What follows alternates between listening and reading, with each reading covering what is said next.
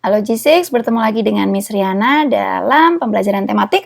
Kali ini kita sudah di pembelajaran 3 dengan muatan pertama adalah muatan IPA. Kita akan belajar bagaimana cara tumbuhan melindungi diri.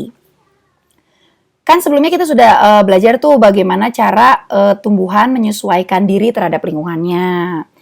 Kemudian sekarang kita akan belajar tentang bagaimana cara mereka melindungi diri. Yang pertama, kalian boleh garis bawahi ya di buku kalian, dengan memiliki duri. Jadi duri ini berguna untuk melindungi diri dari pemangsa. Contohnya ada mawar, rotan, kaktus, salak, durian, dan lain-lain. Jadi duri ini tidak hanya di batangnya, tapi bisa juga durinya ada di buahnya. Yang kedua adalah memiliki rambut halus. Rambut halus ini namanya adalah gelugut di permukaan batang maupun daunnya. Nah, fungsinya si rambut halus ini yaitu karena dia dapat menimbulkan rasa gatal pada pemangsa. Contohnya pada bambu, jagung, terung, dan tebu. Kemudian ada juga dengan cara daunnya tajam seperti nanas, lidah buaya, dan kaktus ya. Ini daunnya tajam seperti duri, bertujuan untuk melindungi diri dari pemangsa juga.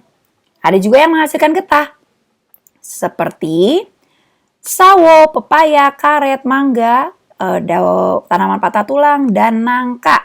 Kalau kita gores, dia akan menghasilkan getah. Nah, getah ini akan menempel pada tubuh hewan pemangsa sehingga hewan tersebut akan sulit bergerak. Pada beberapa tumbuhan, getahnya juga bisa menyebabkan perih sehingga hewan nanti tidak akan berani lagi mendekat. Dan juga ada yang menghasilkan racun. Contohnya adalah jarak dan kecubung. Melengkung. Nah, buah jarak ini mengandung racun yang dapat mematikan bagi hewan yang memakannya. Kecubung juga sama. Efeknya kalau dikonsumsi mual, muntah, sesak nafas, gelisah, mulut kaku, halusinasi. Jadi kalian harus berhati-hati, jangan sampai kalian mengkonsumsi tumbuhan-tumbuhan ini.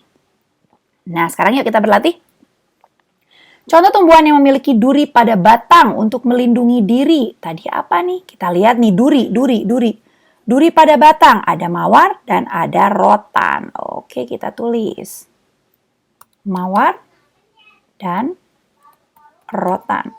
Duri pada tumbuhan kaktus berfungsi untuk duri pada kaktus, berarti untuk melindungi diri dan juga untuk mengurangi penguapan. Ya, kita sudah belajar di pelajaran sebelumnya karena kan dia tinggalnya di daerah yang kering. Sebagai bentuk perlindungan diri dari pemangsa, tumbuhan bambu memiliki apa? Tadi yang nempel-nempel rambut halus, gelugut atau rambut halus. Peranan getah karet bagi tumbuhan karet berfungsi sebagai pelindung dari pemangsa. Kan kalau pemangsa datang pasti dia akan mencoba memakan pohon karet kan, akan dimakan, berarti kan ada luka di pohon karet. Nah, dari luka di pohon karet itu kan keluar getah. Bentuk perlindungan diri yang dimiliki oleh tumbuhan kecubung adalah menghasilkan racun. Oke, tuliskan alat pelindungan diri yang dimiliki oleh tumbuhan berikut. Oke, salak apa? Kalau salak tuh memiliki duri. Sedangkan kalau nangka, dia memiliki getah. Nah, ini adalah petunjuk pengerjaan tugas IPA untuk KD 3.3 kita lakukan di buku tulis ya. Jadi kalian bisa akan minta merangkum sambil membuat peta pikiran. Ini sebenarnya nyambung dengan pelajaran bahasa Indonesia. Jadi judulnya adalah cara tumbuhan melindungi diri. Kita kan tadi sudah belajar itu ya. Lalu kan ada 5 tuh cara tumbuhan melindungi diri nih. 1, 2, 3, 4, 5. Kalian boleh menulis dari mana duluan. Misalnya satunya di sini searah jarum jam atau satunya di sini berlawanan arah jarum jam, itu terserah kalian. Lalu kalian tuliskanlah, misalnya 1, memiliki duri. Nah, di sini kalian tulis misalnya memiliki duri di mananya. Dan kalian tuliskan contohnya. Misalnya memiliki duri, contohnya mawar, salak. Lalu ada yang mengeluarkan racun, contohnya di sini ditulis kecubung, kemudian biji jarak. Jadi seperti itu. Kalian kerjakan di buku tulis yang rapi, boleh diwarnai. Karena kalau semakin berwarna atau kalian berikan gambar misalnya di contohnya, boleh dikumpulkan dengan cara difoto, lalu di-upload atau diunggah di Google Classroom kalian. Oke? Semangat! Oke, lanjut kita ke muatan bahasa Indonesia. Kita akan menuliskan informasi penting dari suatu teks dengan peta pikiran masih dengan menggunakan kata tanya apa, di mana, kapan, siapa, mengapa, dan bagaimana. Nah, jadi ini adalah tugas kalian. Tugas kalian adalah mencari teks dari internet ataupun dari buku, dari majalah, dari koran. Teksnya ini harus tentang, carilah teks sejarah tentang tokoh yang berperan dalam penyusunan teks proklamasi Indonesia ya. Nah, tapi ini dilakukannya tidak berkelompok ya. Jadi ini tidak berkelompok. Nah, jadi dilakukannya seorang diri. Bagaimana cara mengerjakannya dan seperti apa? Yuk kita lihat penjelasan Miss berikut ini. Selanjutnya, ini adalah tugas Bahasa Indonesia KD 4.4 juga dikerjakan di buku tulis. Tugasnya adalah carilah teks sejarah tentang satu tokoh yang berperan dalam proses penyusunan teks proklamasi. Satu tokoh saja. Boleh Muhammad Hatta, Soekarno, Ahmad Subarjo, Sayuti Melik, satu lagi tadi siapa ya? Yang sudah kita pernah pelajari di minggu sebelumnya. Pilih satu tokoh. Miss, kalau aku sama dengan teman aku gimana tokohnya? Boleh sama, tapi kan tidak mungkin hasil pengerjaannya sama. Lalu, dari mana kalian dapatkan si ceritanya? Teks boleh berasal dari buku, majalah, koran, atau internet. Kemudian, screenshot atau foto teks tersebut.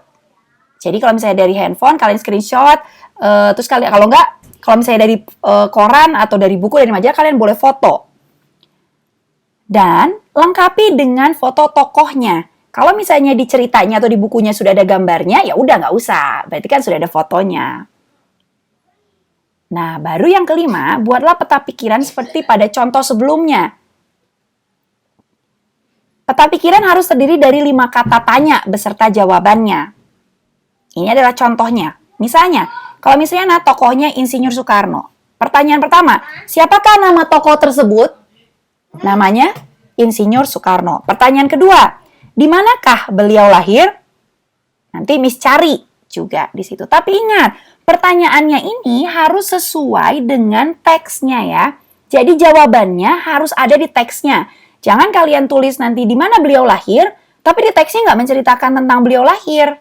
Ya, jadi ingat, pertanyaan dibuat berdasarkan jawaban yang ada di dalam teksnya. Jadi tidak boleh jauh atau tidak berhubungan dengan teksnya. Kalian buat 5 pertanyaan. Siapa, di mana, kapan, mengapa, bagaimana. Kita sudah belajar kata-kata tanya ya. Nah, dan seterusnya. Jadi, hal yang akan kalian kumpulkan, pertama adalah foto tokohnya. Ya. Kemudian ada juga foto teksnya beserta sumber. Kalian harus mencantumkan itu sumbernya berasal dari mana. Kalau misalnya tidak bisa difoto, tulis aja nanti di peta pikirannya. Sumber bacaan dari misalnya kompas.com misalnya. Ingat, nama sumber harus ada. Dan yang terakhir adalah foto peta pikiran yang kalian sudah buat di buku tulis. Ingat, peta pikiran boleh berwarna-warni dan dibuat semenarik mungkin. Sudah selesai dengan semua ini, kalian unggah di Classroom kalian. Semangat!